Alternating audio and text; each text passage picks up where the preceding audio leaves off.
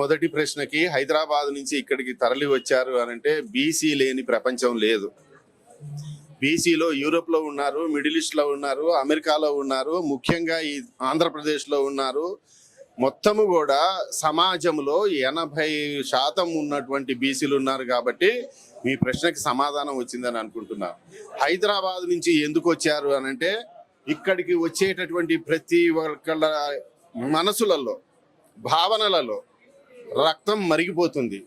మా తరాలకి ఏమి న్యాయం చేయలేకపోతున్నాము అనేది ఆ రక్తం మరుగుదలకి అది ఉత్ప్రేరకంగా పనిచేసి ఒక క్యాటలిస్ట్ గా పనిచేసి మమ్మల్ని ఈ ప్రాంతానికి మమ్మల్ని కదిలించింది. ఇక్కడ కేవలం ఓబీసీలు అనంటే వీళ్ళు చాతకాని వాళ్ళు అన్న దానికి బోడే రామచంద్ర యాదవ్ అనే ఒక వ్యక్తి ఒక శక్తిగా మారి ఈ యొక్క యావత్ సమాజాన్ని మార్చటానికి కంకణబద్ధుడైనటువంటి బోడే రామచంద్ర యాదవ్ గారి యొక్క దీక్షకి మేము మద్దతు ఇవ్వటానికి ఇక్కడికి మంగళగిరికి రావటం జరిగింది.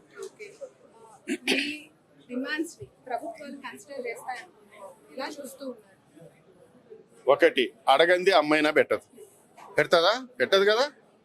అదే రకంగా ఇప్పటి వరకు కూడా చాలా బీసీ సంఘాలు ఇటు ఆంధ్రప్రదేశ్లో కానీ, నార్త్లో కానీ, సౌత్లో కానీ, తెలంగాణలో కానీ ఈ బీసీ సంఘాలు అనే వాళ్ళు నాయకులు ఎవరైతే ఉన్నారో ఆ నాయకులందరూ ఈ యొక్క అధికారంలో ఉన్నటువంటి ఏ పార్టీ అయినా కానివ్వండి, అది బీజేపీ కానివ్వండి, లేకపోతే కాంగ్రెస్ కానివ్వండి, ఇటు తెలుగుదేశం కానివ్వండి, ఏ ప్రాంతీయ పార్టీ అయినా కానివ్వండి, వాళ్ళకి అనుకూల ధోరణితోటి వాళ్ళ సంకలంలో దూరి వాళ్ళు వేసే చిల్లర పైసలు ఏరుకొని ఉద్యమాలు చేస్తున్నారు. కానీ దీనికి ఒక స్పష్టమైనటువంటి ఒక అవగాహనతోటి, స్పష్టమైనటువంటి ఒక డిమాండ్ తోటి వచ్చిన ఒకే ఒక వ్యక్తి బోడే రామచంద్ర యాదవ్ గారు.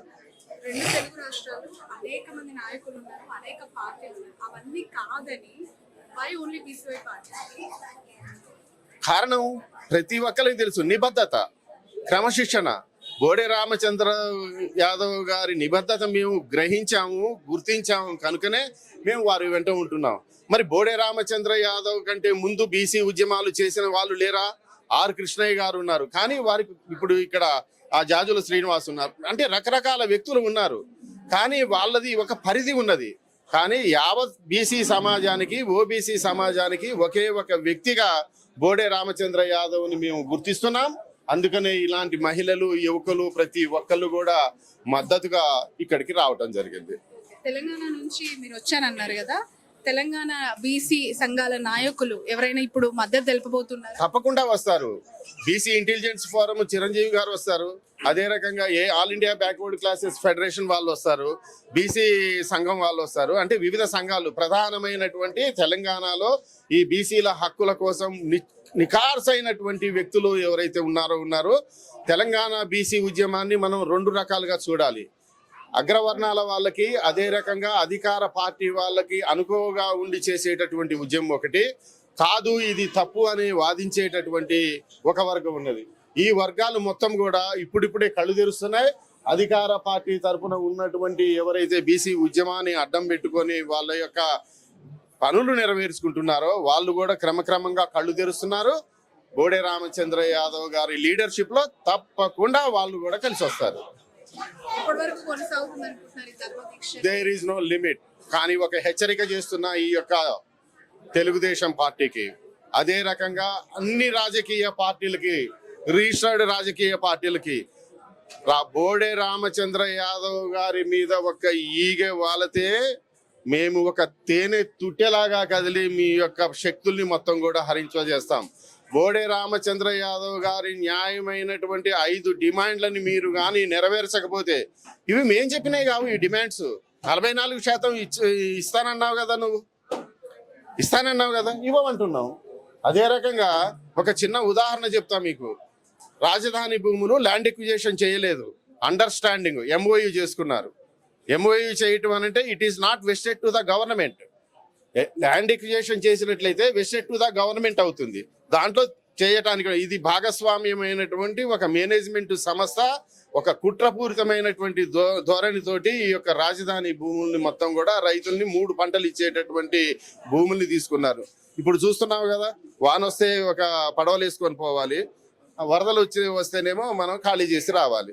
ఈ రకంగా ఉన్నది. అదే రకంగా ఈ యొక్క భూములు నీ సొత్తు కాదు.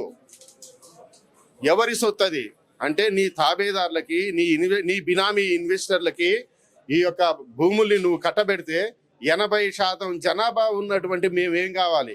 మా యొక్క యువకులు, చదువుకున్న వ్యక్తులు ఏం కావాలి? వాళ్ళు కూడా ఇండస్ట్రీస్ పెట్టుకోవడానికి కావాల్సినటువంటి వసతులు మీరు ఇస్తున్నారా? ఏపీఐఐడిసి పెడితే ఎవరికి Andhra Pradesh industrial infrastructure and development corporation ఎవరికి ఉపయోగపడుతుంది? ఎంఎస్ఎంఈ అని మీరు లోన్స్ ఇస్తే అవి ఎవరు తీసుకుంటున్నారు? అంటే మీ తాబేదారులు మీకే అవుతుంది. మేము వాస్తవంగా కోరాల్సింది మొత్తంలో 80% టోటల్ రాజధాని భూమిలో 80%. మా బోడే రామచంద్ర యాదవ్ గారు పాపం ఆయన మంచివాడు కాబట్టి సరే ముందు ఒక ప్రథమ తత్వార్పణం అంటారు, మొదట ఒక అడుగు వేద్దాం. ఈ అడుగుకే నువ్వు కానీ వెనక్కిపోతే చంద్రబాబు నాయుడు నువ్వు లెక్క పెట్టుకోవాల్సి వస్తుంది, గుర్తుపెట్టుకో.